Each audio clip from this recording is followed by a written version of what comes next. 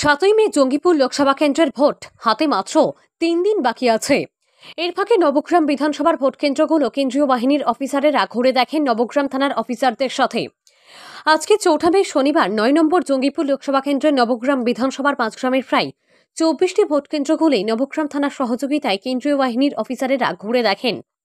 ভোটের সময়ে কেন্দ্রীয় বাহিনীতে থাকার জন্য বুথগুলিতে সমস্ত ধরনের পরিষেবা শেষ মুহূর্তে আদেও কি ঠিকঠাক আছে সেটি নবগ্রাম থানার পুলিশ এবং সিআরপিএফ এর জওয়ানরা রোদে রোদে ঘুরে ঘুরে দেখে বেড়ান, সেটি আমাদের নিউজ চ্যানেলের ক্যামেরায় ধরা পড়ে।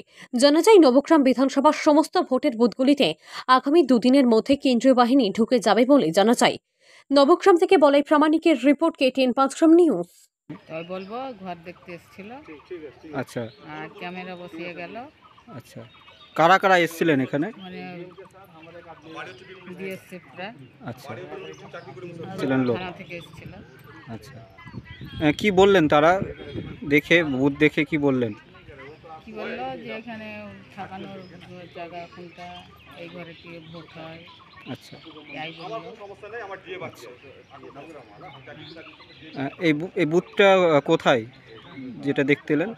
এটা পেয়েছি। পেয়েছি। আপনার নাম? আমার নাম রেহেনা বিবি। 5 গ্রাম। 5 গ্রাম। আর আমরা জলকেন্দ্রের কোয়ার্টার দিয়েছি, পাম্পের অফিসার। আচ্ছা।